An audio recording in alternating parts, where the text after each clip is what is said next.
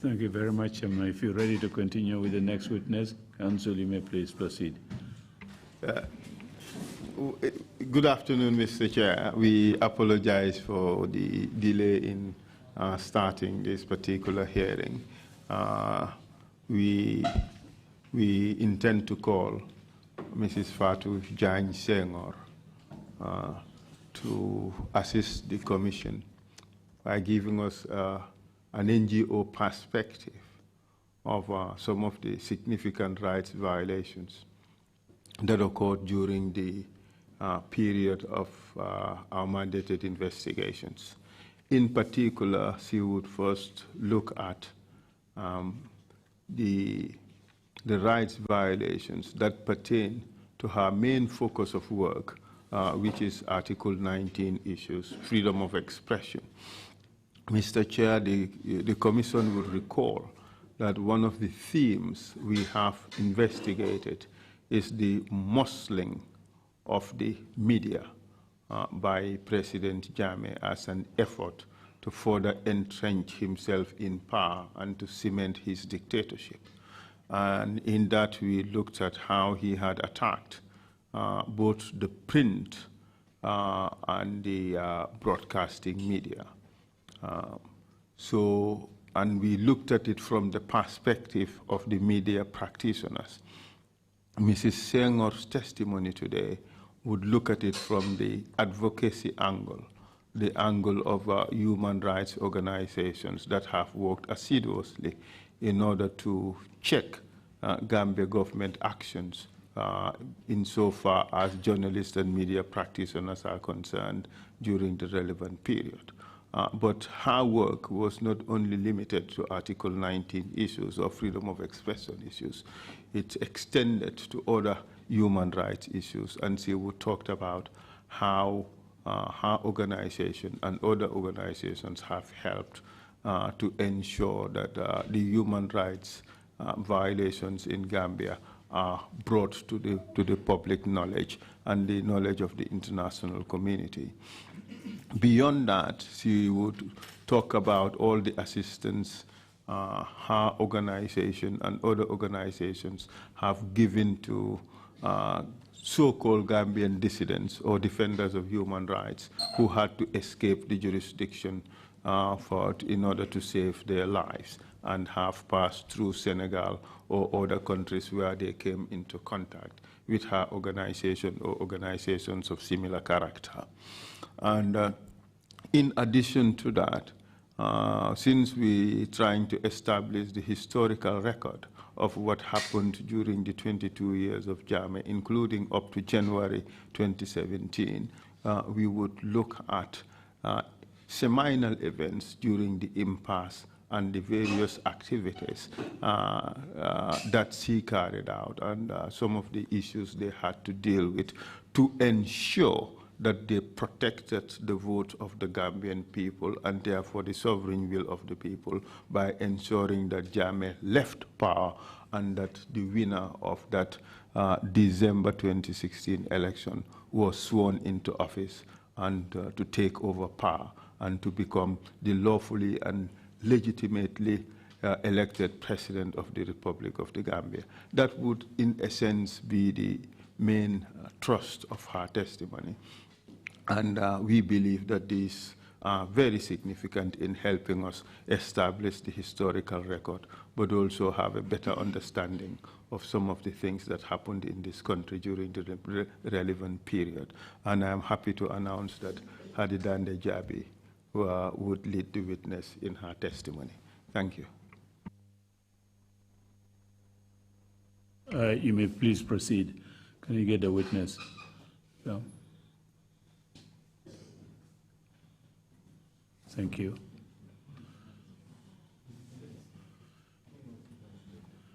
Please get a witness, so we can go on. Thank you.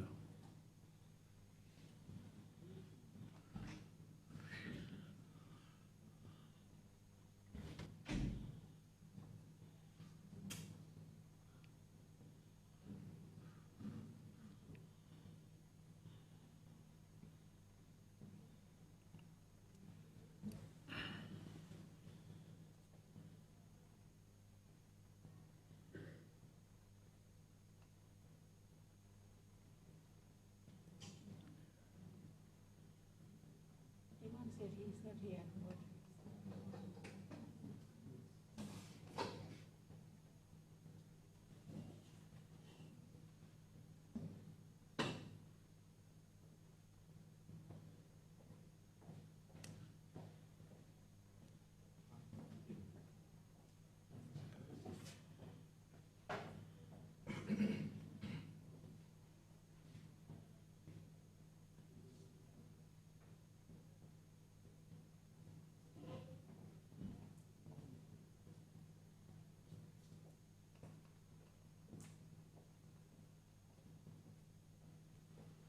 Yes, sir. Is there a problem? No? Oh, okay.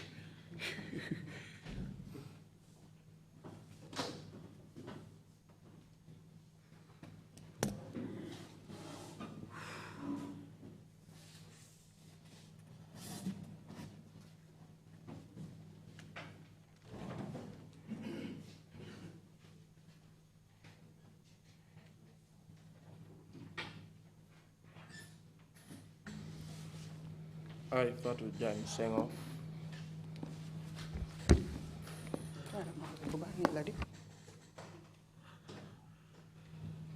I, Fatou Jagne Senghore. I, Fatou Jagne Senghore, Do swear that do swear that I'll speak the truth, I'll speak the truth, the whole truth, the whole truth, and nothing but the truth. and nothing but the truth. So help me God. So help me God. Thank you.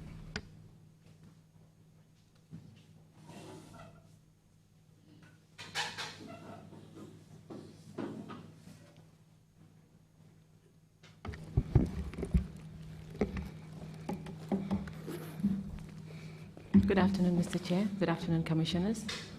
Good afternoon, Madam Witness. Afternoon. You may make yourself comfortable before we proceed.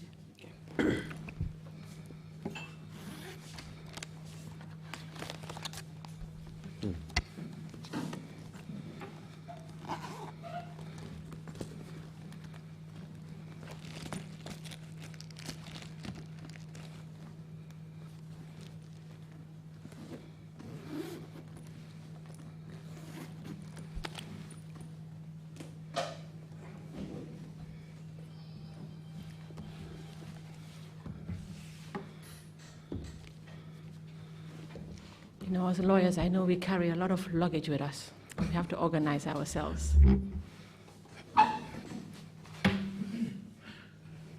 Welcome to the TRRC. Thank you. And thank you for your willingness to come and testify before this commission today. It is norm that we do an interpretation in a local language, so we shall be having interpretation in the Wolof language, which means that I would urge you to give a few seconds between my questions and your answers so that the interpretation can be heard. Okay. For today, we shall go through a few issues. We shall tell the Commission about your background, including your educational background. We shall tell the Commission about your work as a human rights defender.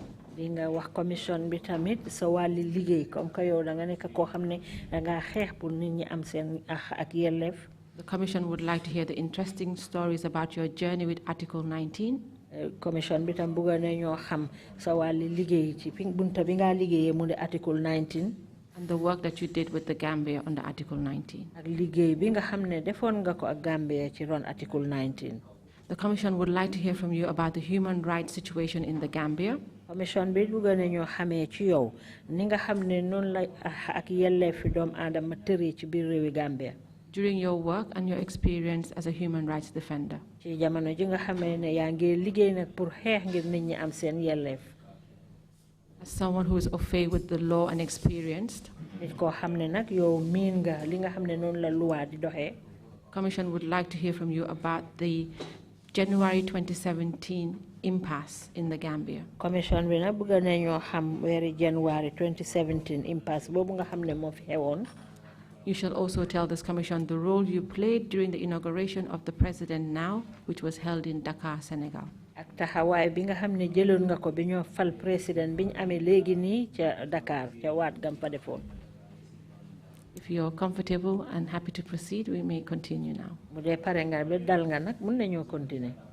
Can you please state your names for this commission? I'm Fatou Jagne Senghore. Fatou Jagne Senghore. Can you tell the commission where you were born? I was born in Banjul. Banjul. And your date of birth, please? 10th April 1970. April 1970. Can you tell this commission about your educational background? I started nursery school here. Man fila dore nursery school moy njang mi njaka moy biñ lay ti ci loxo di jang ngay jangi moy nursery school. And around the age of 7 moved to Senegal. Ci juroom ñaari at ma dal di toxu Senegal. And started primary school until Form 2. I did my elementary school and started high school until Form 2. Ma dal di def suma elementary moy primary school buntu bu ñak be dem jéxal dem high school be xaji ñaareli at di Form 2. And when the school opened here, which was the Senegalese school, which was the lycée, Senegalese lycée bi high school yi Sénégal bi fi bim ubbe fi. I was moved back here. Ñu dal di ma fi dellowaat fi. And I proceeded to complete my O-level and then A-level, which is the baccalaureate. Ma dal di jeexal nag fii suma O-level ak tamit suma A-level di maqama moo xam ne ñu ngi ko gën a xamee baccalauréat ci français. Then after that, I briefly enrolled at the University Cheikh Anta Diop of Senegal. Of Dakar, ma dal di dem Sénégal ci Université Cheikh Anta Diop. I started law there. Ma commencé fana di fa jàng lu jëm ci wàlli loi. For 1 year. Dira benn at. And then later I proceeded to France, in Toulouse. Ma dal di dem nag ca fu ñu xamee Toulouse nekkee ci réewi France. Madam Witness. And where I did all my academic education, I got my first degree in 95. Atum 95 nag ci laa am suma njëlbéeni degree te foofu nag ca réewi sa France laa def suma njàng yépp ci wàllu woowu. Then I had my bachelor's in law, civil law, in 1996. Ci atum 1996 ma am suma bachelor's ci wàlli civil law. In 97 I did my master's in international and European community law. Ci atum 1997 ma def nag suma master's ci lu mu wax noonu ci wàlli loi. The same year I did another bachelor in English law specialty, which was a combined program between a university and Cambridge to do common law. Mujjee gi nag ci beneen at bi nag ma defaat naa beneen bachelor's ci wàlli loi ci mbiri anglais. Comparative law. And in 1998, I enrolled for an LLM. In 1998, nag ma dal di def LML. On a specialized program on communication and media laws, and I graduated or specialized in media and telecommunication law. Ci loi boo xam ne ni mu ngi jëm ci wàlli tasam xibaar ak mbiri jokkoo. After that, I started a PhD as a fellow, and after that I came back to the Gambia. Ma continué tamit lu jëm ci wàlli ma xamam PhD gannaaw loolu nag ci laa door a ñëw fii ci réewi Gambia. After that I did many other courses, some short, some longer. Mujjee gi nag def naa ay yeneen njàng yoo xam ne ni yi yu gudd lañ yi yu gàtt. In human rights. Lu jëm ci wàlli yelleefi doomu aadama. Yeah. So that's, in a nutshell, that's my education background. Ci gàttal daal loolu la mooy suma njàng fi mu toll. Madam Witness, at times it would be convenient to be looking at me, okay, so that we can have the conversation. All right. Is it correct that at some point you did a summer job before you entered into university?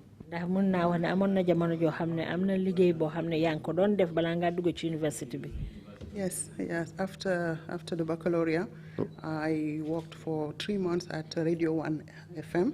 Wow, gannaaw baccalauréat bi nag dal dinaa def li ni ci wàlli liggéey ñetti weer Radio 1 FM ci Radio 1 FM.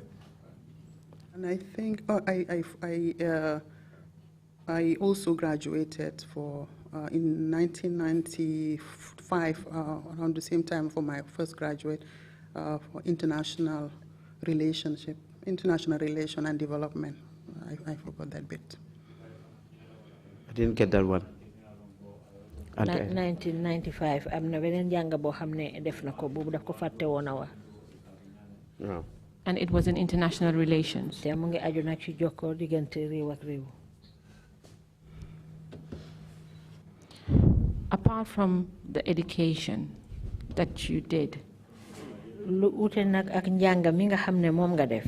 You've also served on several boards where you've gained experience. am na ci yeneen bunta yoo xam ne ay mbooloom kilifa leen yoo xam ne yooyu tamit amee nga ci xam-xam. Can you tell this commission about some of those committees and boards that you served as a member? ndax di nga mun a wax nag commission bi mbooloo yooyu nga xam ne mbooloom kilifa leen nga liggéey ci di nga ñu mun a wax ci mbir moomu dara. Yes, I served in many committees across Africa. Liggéey naa nag ci bunte yu bari ci diwaani Afrika. Few of them, I think, I was the first chair of a committee that was set up to work on access to information after the Window Plus 20, whose objective was to promote 28 September as the Right to Know Day. And I also served in the Africa Regional Group for Amnesty International. Translate boobu. Madam Witness, the conversation today is a bit technical, so if we may take it slow so that the interpreters can get the conversation to interpret. Thank you. Okay, I serve in different boards. The API, we call it the African Platform on Access to Information. Liggéey naa ci board yu bari boo xam ne ni API African Information bu dox na ci wàlli bataaxel yi ci Africa. I served also in a board to advise African offices for Amnesty International as a partner. Di bunta bi nga xam ne tamit ñooy yedd yi tamit yenn buntu yi ci diwaani Africa lu jëm ci wàlli Amnesty International. I served recently in the committee set up by the African Commission on Human and People's Rights to review one of the declarations on freedom of expression. Ci bunta boo bi nga xam ne nii tamit ñu ngi yedd tamit lu jëm ci wàlli déclaration di nangatoo yi nga xam ne nii sësale nañ ko ci wàlli démocratie. I was part of the committee that drafted the final document. Bokkoon naa ci comité bi nga xam ne nii ñoo bindoon nag bunt kayit bu mujj bi. As we speak, I chair the board of directors of GRTS. Ci jamono ji ñuy wax nii sax maay jiite pencum kilifa yi nga xam ne ñoo saytu lu jëm ci wàlli tëddalin ak doxalini buntu liggéeykaay GRTS. And also member of the Pan-African Human Rights Defenders Network. Bokk yi tamit ci mbootaay diwaani Afrika nga xam ne nii ñoom tamit ñooy xeeñtu lu jëm ci wàlli cofeeli di Afrika fii. Madam Witness, from the background you have given us, it shows that you have a vast knowledge in media. Seede bi ci li nga xam ne moom nga ñu fi nettalil nii bon mel na ne am nga xam-xam lool ci wàlli tasam xibaar. And also very vast knowledge in human rights. Ak tamit am nga xam-xam lool ci yelleefi doomu aadama. At this point, can you tell us about your human rights career? Jamono bi nag wax ñu fi nga jaar ci sa mbiri njàngam yelleefi doomu aadama. After my studies, I came back in the Gambia. Gannaaw suma njàng nag dama ñu dellusiwaat fii ci réewi Gambia. And I started to work at the Institute for Human Rights and Development in Africa. Ma commencé di liggéey nag ci buntu bi nga xam ne ñooy xeeñtu lu jëm ci wàlli yelleefi doomu aadama fii ci Africa. I spent there 3 years. nekk naa fa nag ci diiram ñetti at. We worked on different programs. ñu liggéey nag ci programme yu bari yu ute. I was the first because the institute was set up I think around 1997, 1998. So I came in 1999. So apart from the management, I was the first program officer. Man maay njëlbéeni programme officer ndax loolu ñu ngi ko sos ci atum 1998 jëm 1999. And we started to work on different programs. ñu commencé nag di liggéey ci ay programme yoo xam ne nii bokkuñ. And these programs involve the African Regional Human Rights System. Programme bi na mu ngi bokk ci ñi nga xam ne ñooy doxal mbiri yelleefi doomu aadama ci wàlli Africa. Yes, well, I'm sure you people from the institute already came to testify here. So the institute was really set up to fill a special gap in terms of access to knowledge of African citizens vis-a-vis of the regional mechanism. Bunta bi nag dañ ko ubbi woon rek pour tëj ak yenn digaloo yu bari li nga xam ne mu ngi jëm ci wàlli xam-xam bu aju ci wàlli ni ñuy nekk fooralee deru li ni diwaani Africa. And one of the focus was really to train lawyers to understand the system. Ben nag ci jubluwaay yi moo doon pour tàggat ñi nga xam ne ni ñooy wéy taskati xibaar yi pour ñu xam nag yoon wi. Lawyers. Lawyer yi jéggal leen. And also to ensure that the judicial systems in the different countries, at least they were offered with the regional norms, charters, and also to create some platform for lawyers to litigate human rights across Africa. Ubbi yenn penc yi tamit ngir nag lawyer yi mën a doxal nag li nga xam ne ni mu ngi jëm ci wàlli àqi doomu aadama ci Africa. Yeah, in a nutshell, I think that was the main purpose of the institute. Ci gàttal daal daanaka loolu moo nekkoon jubluwaay bi gën a fës nag ci buntu liggéeykaay boobu. Is it also correct that this training you talked about for lawyers extended to the judicial system? Ndax mun nañoo wax ne njàng mi nga xam ne ñu ngi ko doon defal lawyer yi yaatal ngeen ko ba ci bunti àttekaay yi. Yes, they were twofold. In fact, they were more like intensive trainings for lawyers, but also for the judges. We were organizing more like colloquiums, and also we were doing a lot of exchanges in terms of bringing other judges from different common law countries to really exchange jurisprudence and good practices. So for the judges, it was more high level kind of interactions. For lawyers, it was more like really to train them to be part of a community that will promote the African regional system of human rights, but also to create a new kind of breed of lawyer who will be interested in litigating human rights in their different countries. Lim doon wax rek mooy gënoon nañoo xóotal ci njàng moom nag lu jëm ci wàlli lawyer yi waaye boole woon nañ ci tamit àttekat yu mag yi loolu yëpp rek ngir gën a mën a yooyofal nag li nga xam ne ni mu ngi jëm ci seen wàlli àtte. Is it also correct to say that you developed the program that would actually initiate Gambian lawyers? Ndax mun nañoo wax ne nag yow yaa yaatal programme bi nga xam ne dugal nañ ci lawyer Gambia yi. Yes, when I joined, because of course the situation in the country was quite difficult, as we all know. Jamono bi may dugg nag ñëpp xam nañ ne nekkin bi woon fii ci réewi Gambia jafe woon na te ñëpp xam nañ ko. So there were little interest in working, I guess, on the Gambia, and also the Gambian actors were not very involved or interested in the work of the human rights institutions. ñi nga xam ne ñoo wàlloon nag ci wàlli liggéey fii ci réewi Gambia daal seen aajo feesutoon li nga xam ne ni mu ngi jëm ci wàlli yelleefi doomu aadama. That struck me quite a lot because, as you all know, the Gambia is the headquarters of the African Commission. ndax loolu nag dal di woon dama xóot loolu bu baax ndax ñëpp xam nañ ne Gambia mooy makkaan gu mag gi ci African Commission di penc Africa mi. The African Center also, and we had the institute. So they were really three main human rights bodies that had continental dimension based in the Gambia.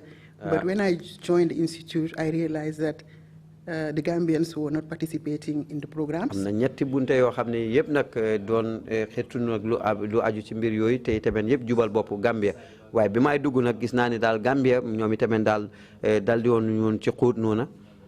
And also we didn't have a specific programs for the Gambia. te itamit amuñ woon nag programme yoo xam ne ni màcc na lu jëm ci wàllu Gambia. After different tractations, many months, at least we agreed that we should try and begin some soft programs for training, sensitizing the judges and really and the lawyers through kind of general workshops, and then try and progress into more hardcore subjects to really get some buy-in from them. di doxali tamit li nga xam ne nii mu ngi jëm ci yenn penc yoo xam ne nii danañ ci gën a mun a xiirtal li nga xam ne nii mu ngi dëppoog seen wàllu liggéey. Earlier on, you said at that time we know Gambia was difficult. ci gannaaw wax nga ne xam nañ ne jamono boobu de Gambia dafa jafe woon. Can you explain to this commission what you meant by that statement? di nga mën a leeral commission bi kàddu googu loo ci tekki. We know that at that time they were almost still the military regime. Of course, they've changed into civilian. xam naa ne tamit ne jamono jooju ñu ngi ci nguur ak soldat naam sax wecceekoo nañ def nguuri civil. And the legal framework also was quite harsh when it comes to expression, public participation. So it was quite clear that the framework was not really conducive for people to express their dissent, but also for judges and lawyers to be kind of audacious. So what we've realized at that time was there were a lot of also court cases. I remember one vividly. I think it was Justice Chamba. When I came, I think that was quite a case when they say there are no human rights law in the Gambia.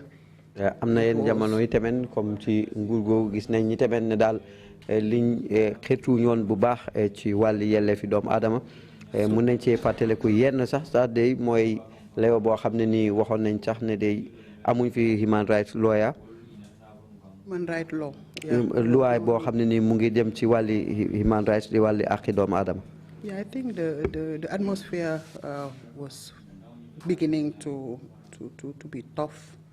Of course, we had all the constitution ban, of course, after there were elections, but 1999 also was a year, I think that was also in the continuation of the oppressive regime. ñu gis ne daal mbir mi daal wecceeku amutoon te tamit noteel gi daal di gën a continuer ba ci atum 1999 sax de ci la gën a feeñ tamit ci wàllu noteel googu. You may continue to tell us what you were doing in 1999. nga eggali wax ñu lan nga doon def ci atum 1999. Yeah, we continued the work with the judiciary. dañ continué suñ liggéey ak buntu bi saytu wàllu atte. We did important kind of research. We did also some trainings, as I mentioned earlier. Def nañ ay njàng comme ni ma ko waxee woon ca njëlbeen. And some judges were kind of open. They am na were joojo attekat yoo xam ne tamit daal ma daawoon nañ ubbi woon nañ seen bopp. So when we finished the first program, it was very successful. Many people were interested. njëlbeeni programme bi nag sotti woon na bu baax ba ñu bari nag amoon ci aajo. And then we started to move to some specific issues. And I remember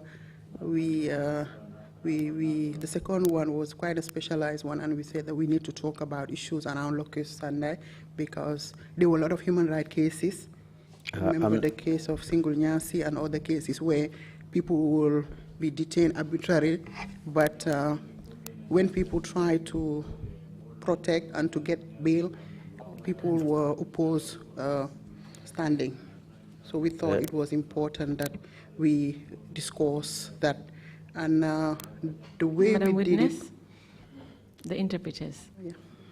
If you can just make the statements a bit shorter so that they can interpret. Yeah. So we moved to a more specialized, given the background at the time and some of the cases that were also kind of at the forefront. So we did another work. na liggéey yu bari yoo xam ne nii tamit jëloon nañu ko rek ci wàllu woowu noonu rek nga xam ne nii gënoon nañ ci fesal li nga xam ne nii mu ngi dem ci seen wàlli jubluwaay boobu. And we brought judges from different other countries, South Africa, English-speaking Cameroon, Nigeria. ñu jëlee yenn jooj yu bari ci yeneen réew yu mel ni ki South Africa ak yeneen réew yi nga xam ne ñu ngi làkk am anglais Cameroon ak yeneen. The European Human Rights Court also sent a delegate. So we really what we wanted to at the time European Union Court yi tamit ci wàlli ak doomu aadama ñoom yi yónnee nañu ay nit. We wanted to really create some interest, but also bëggoon nañu xirtal nag nit ñi tamit ci yenn fànn yi. And also to help the judiciary to be in a network so that they don't feel isolated.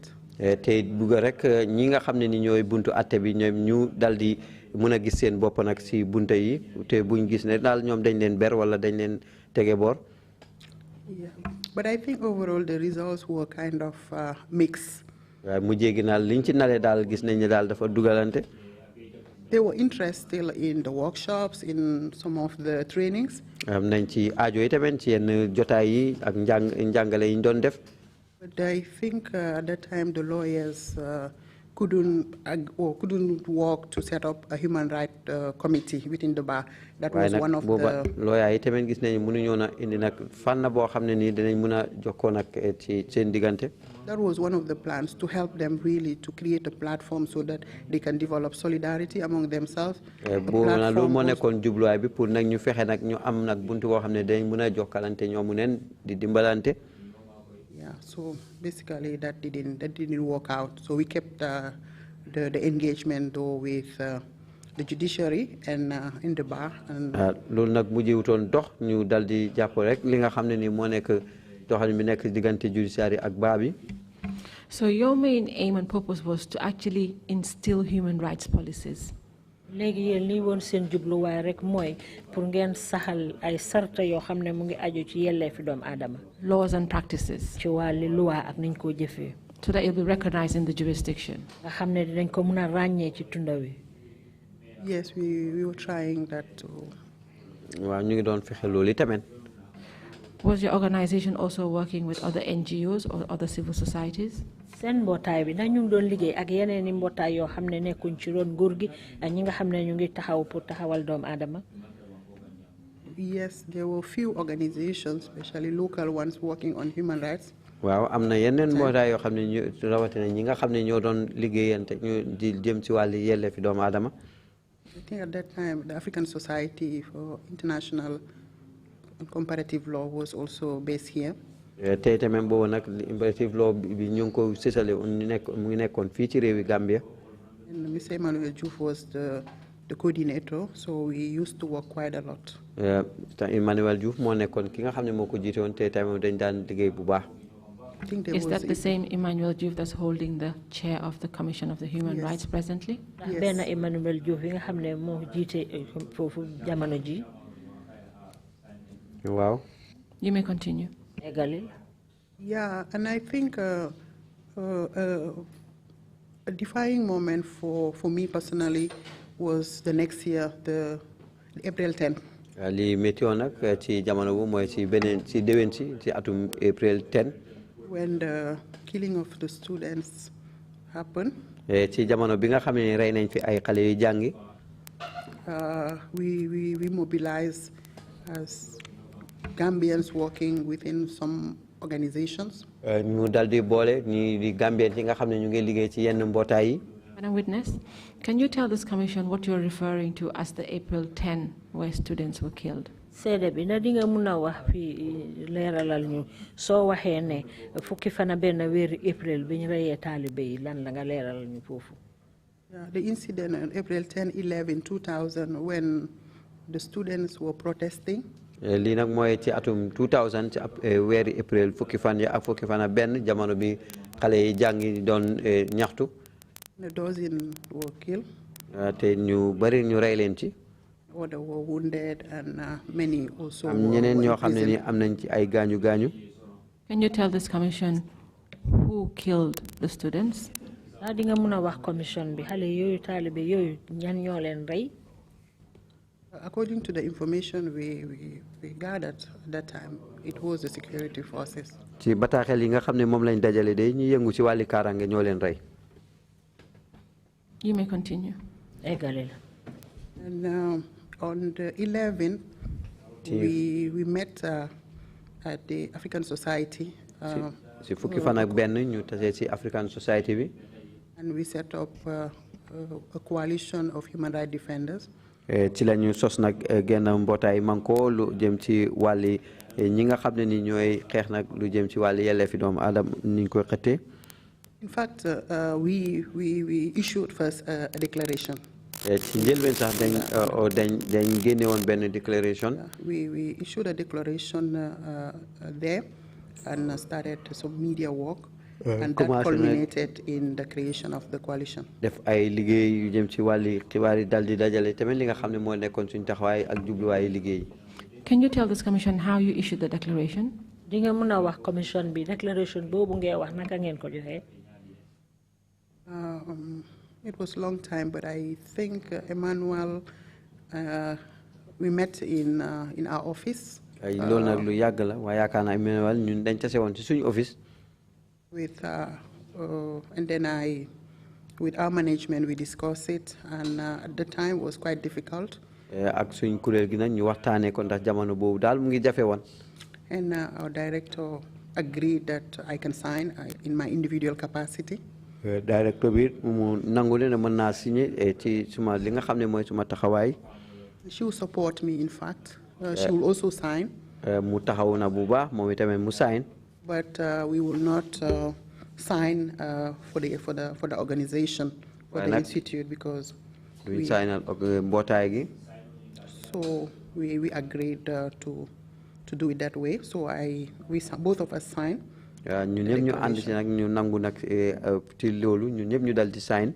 And many other, Mohamed Lamine Silla was also the Secretary General, the local chapter of Amnesty International. Mohamed Lamine Silla moom itamit moo nekkoon secrétaire bu African chapter bi.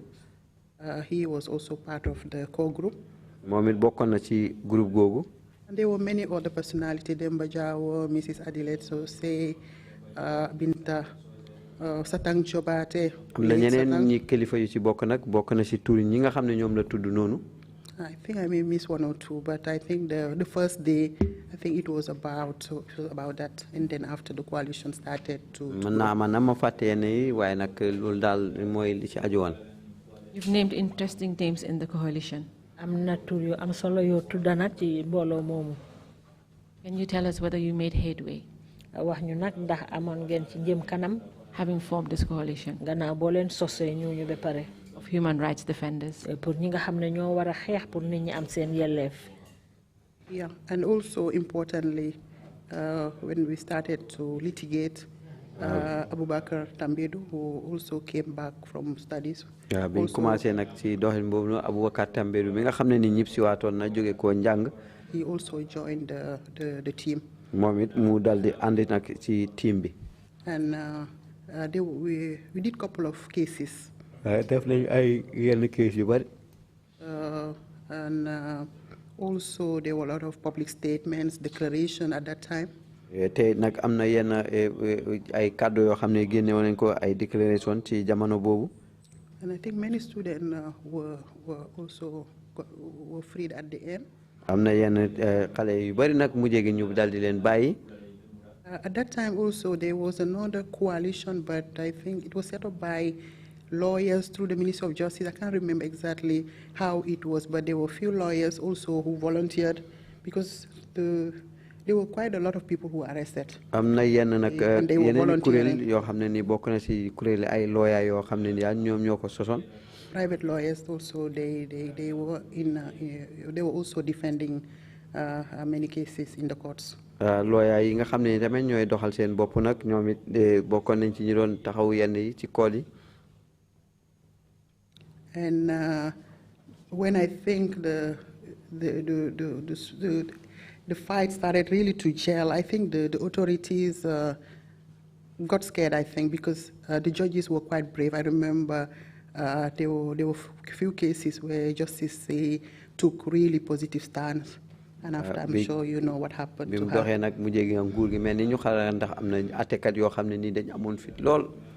And there were a lot of cases also taken to the Supreme Court in relation to April 10.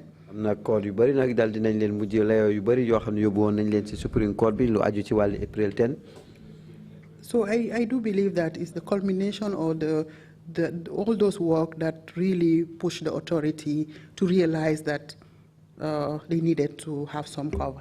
Because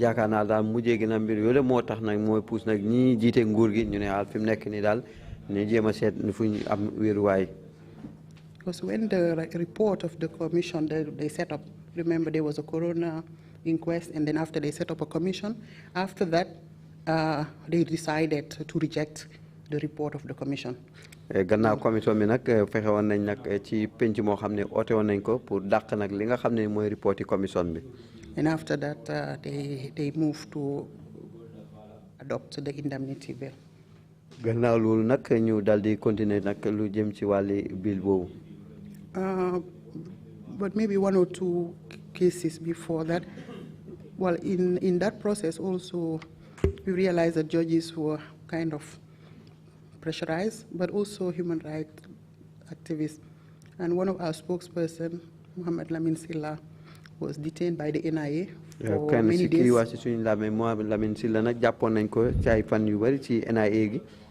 And the prosecutor never brought any evidence. He was frustrated for some time. And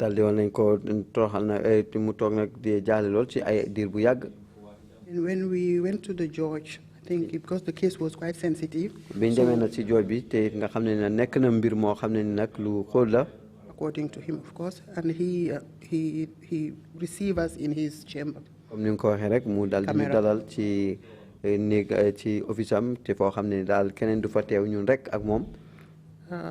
It was a Friday, and then he said that he would like to give bail, but he needed to get the other side. Who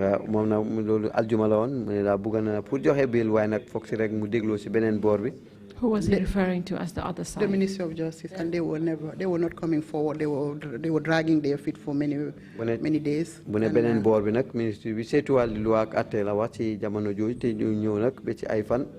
And the person was still in detention without access to his family, his lawyers. So we were quite concerned. So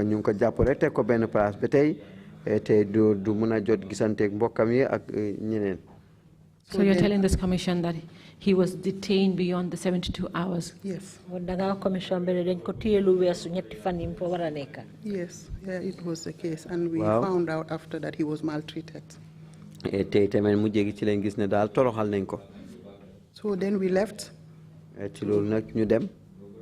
the other lawyers went to their chambers, and Emmanuel and I, we were going back to our offices. And before we got to our offices, we were called to say that he was released. So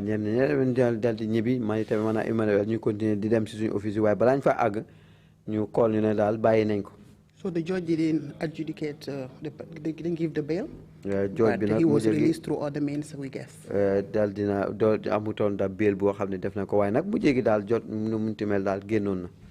it have been as a result of the pressure that your group was putting? Yeah,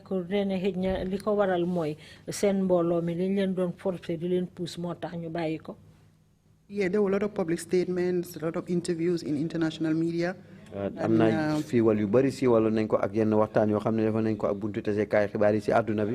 Also, he was working for Amnesty.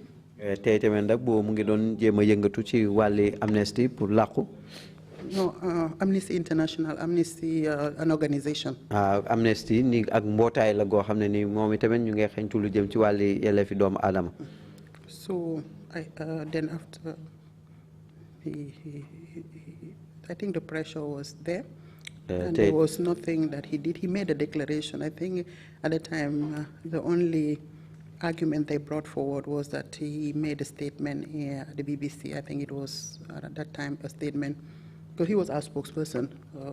moo doon wax ci suñu làmmeñ ñoom li ñu jàppoon rek ne moo nekk rek ne daal dafa wax ci làmmeñi BBC. Can you tell us the actions he took after he was released from detention? dañu mën a jël nag moom yan jéego la jël gannaaw boo xam ne bàyyi nañ ko fi ñu ko téye woon. He stayed for a while. dafa toog ci diir bu yàgg rek. Then after he moved out of the country. mu génn fii ci réew mi. Can you tell the Commission why he found the need to leave this country? mën ngaa wax commission bi lan moo tax mu génn réew mi.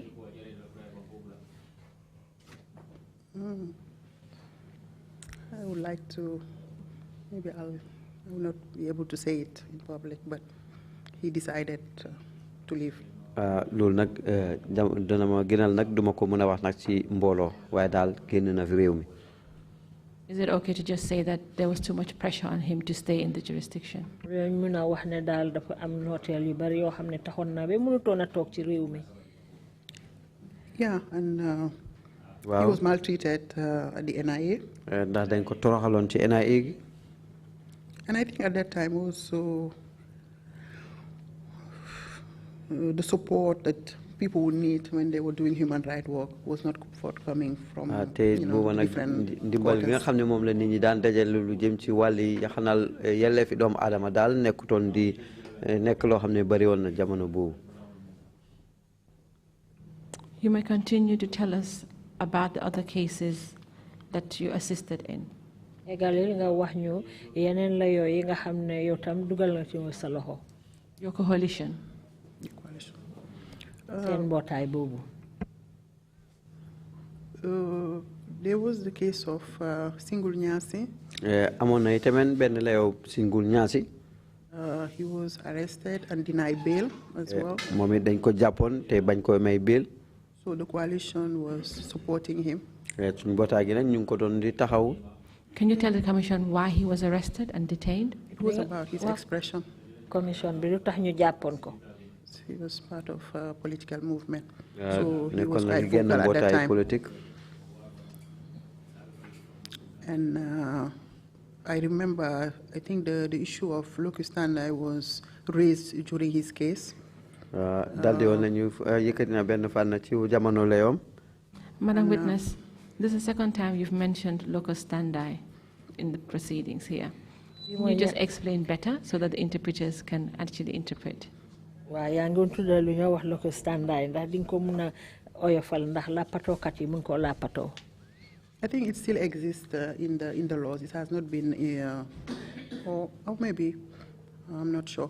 It's like when somebody is detained and you want to apply for bail, normally they will request that you show an interest, kind of a family link, a strong link to warrant to represent the person. Sometimes when somebody is in detention arbitrarily, they don't give you, they are not able to give consent. mooy jamono boo xamee nit daal dinañ ko jàpp nga bugg a fexe nag pour mu am bail wala li ñuy xeñtu nag yow sa digganteeg moom naka la toll ak ban itte nga am nag pour jéem a ut noo koy béele. So I think that that issue came in his case at the beginning. yaakaar naa loolu nag ñëwoon na ci mbiram ci njëlbeen. Among others, of course, there were a lot of delaying tactics, not to give people their right to be bailed. booba ñu ngi doxal ay pexe rek pour gis ne daal duñ mën a may ay ñenn nit bail. And after he was released. gannaaw buñ ko bàyyee. And I think the case was dropped. bu ko fee nag tuuma yooyu nga xam ne moom lañ ko tegoon nag pour layoo koog moom ñu daal di ko génnee. And there was another, well, it was a bigger case, quite serious. There were many other lawyers, but the coalition helped a lot on the human rights dimension. It was the case of Dumo and others. You remember that case? boo xam ne ni case bu garaaw la woon nag moom itamit bu lawyer yëpp ñu ngi doon def li ñoo mën waaye nag suñ mbootaay gi def nañ mooy Dumo Sakho ak ñeneen ñi. Is it correct that in that matter the persons were charged with treason? Yes. mun nañoo wax ne ci loolu borom dañ ko tuumaaloon suufu nguur. Wow. And there was a coalition of lawyers who handled that matter. te dafa am ay lawyer yoo xam ne booloo woon nañ nag pour taxawu ko. Yeah, it took quite some time, and he was and his family used to come quite a lot to us. I must say here that also they've been very, very brave women who, despite some of the challenges, will push. I remember his wife was quite strong. She will, every week she will write letters, she will meet diplomats, she will meet human rights organizations, and really pushing to get access to the husband. Gis nañ ne waxtu ne rek moom mu ngi bind ay leetar di jokkook ak ñooy boroomi ndombo tànk yoo xam ne ñu ngi fi toogal seeni réew. At this point, did they also have confidence in the judicial system? Jamono bi sax ndax ñoom amoon nañ kóolute ci bunti àtte bi. Yeah, at that time the Supreme Court was still working and quite independent. Waaw jamono boobu Supreme Court bi mu ngi liggéey tey tamit jamono boobu daal ñu ngi dox ak seen sago. And I was not litigating. I was more on the human rights side. But some of the judges also, some on the technical assistance, some were quite strong. I can remember vividly because we work with them. Nekkuma nak lawyer waaye kii nekkuma woon atekat nag waaye maa ngi woon ci bunti ak doomu aadama beeg yu mel noonu. You further also did an observation of elections. Am ngay tamit seetlu goo xam ne di nga ko daan def jamonoy sànni karta. The year of 2001. Atum 2001. Can you tell the commission about it? ñu mën a wax ci mbir moomu.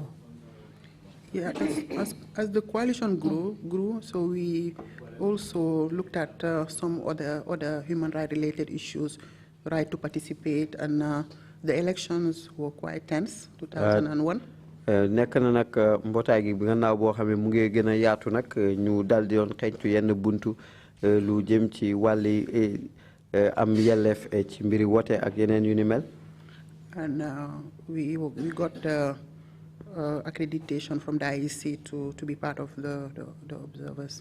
Bu ko defee nag ñu am nag ndigal boo xam ne nii mu ngi tukkee ci buntu liggéeykaay bi saytu mbiri wote ak kontem karta yi ñu xamee ko IEC pour ñu bokk yi tamit ci ñi nga xam ne ñooy bàyyi xel nag lu jëm ci mbiri wote bi.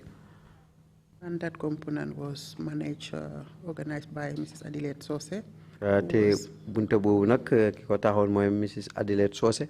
And we all were observers, so we went to some went to the provinces, so we were all divided as members of the coalition to observe certain polling stations, and also we wrote a report. ñu tasaaroo nag pour nag seetlu li nga xam ne mu ngi jëm ci wàlli tëddin ak doxalini wote bi ñi dem ci kaw gi ñi fu nekk rek di bind ay report lu jëm ci mbiri wote bi. And Madam Witness, was it an easy task?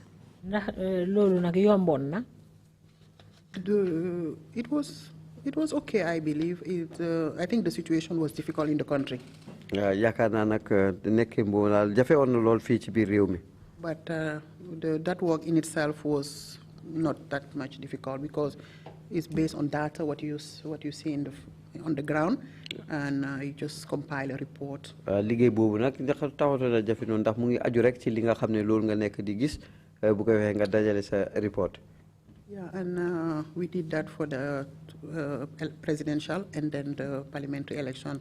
Def nañ ko nag ci ñaari wote yi def nañ ko ci wote presidential di xëccoo si président bi ak wote néegi député yi si néegi député yi mu am na ci beneen at mi.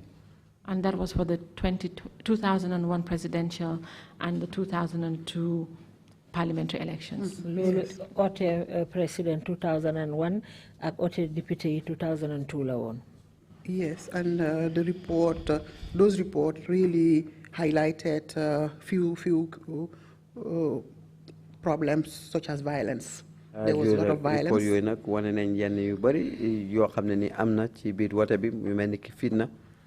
Actually attacks against opposition militants. Ak yenn song yi nga xam ne ñu ko song na ñenn ñi yëngu ci wàllu politique bi.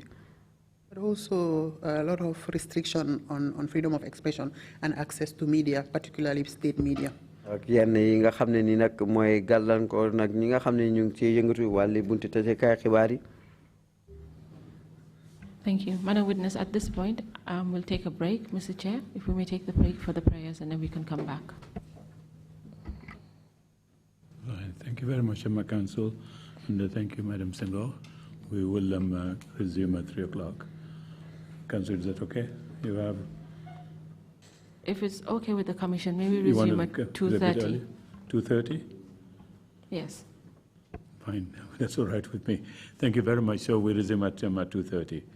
Meeting is adjourned. Thanks.